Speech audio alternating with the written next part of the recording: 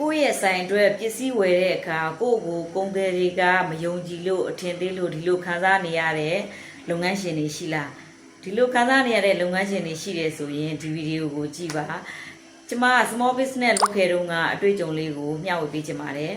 ကျမ small business ဆိုင်ဖွင့်တုန်းကနှစ်နှစ်နီးပါးတိတိကိုတင်ကြီးစေးမှာတဆိုင်ဝင်တဆိုင်ထွက်နေပစ္စည်းဝယ်ခဲ့ရတယ်ကိုရှိတဲ့အရင်းအနှီးလေးနဲ့ဝယ်ခဲ့ရတယ်တဖြည်းဖြည်းကျတော့ကို့မှာဝယ်သူတွေကများလာတဲ့အချိန်မှာပေါ့နော်ကျမကဥပမာ3သိန်းဘူးလောက်ဝယ်တယ်ဆိုလို့ရှိရင်3000လောက်အကျွေးထားခဲ့ခြင်းနဲ့ဒါကိုလည်းဆိုင်နေအများကြီးကိုဆက်သက်ခဲ့ဘူးတယ်မရဘူးဒါပေမဲ့ကျမကလက်မလျှော်ပဲဆက်ပြီးတော့ပဲဒီလိုမျိုးပဲကိုရဲ့ကိုယုံကြည်မယုံကြည်ဒီလိုမျိုးစမ်းကြည့်တယ်မရဘူးရသလောက်ပဲဝယ်တယ်ပေါ့နော်ဒီလိုမျိုးသွားခဲ့ပါတယ်တနေ့မှာဒီလိုမျိုးကိုကကုန်းသေးကိုလိုက်မရှာပဲနဲ့ကိုကသာဒီလိုမျိုးလေးကို့အလုပ်ကိုဆက်လုပ်သွားမယ်ဆိုလို့ရှိရင်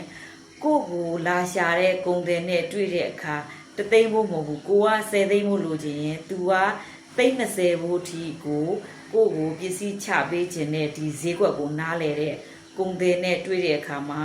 ကိုဆိုင်ရာ level တစ်ဆင့်ကိုရောက်ဖို့101%လောက်တည်ကြသွားပါပြီကျေးဇူးအများကြီးတင်ပါတယ်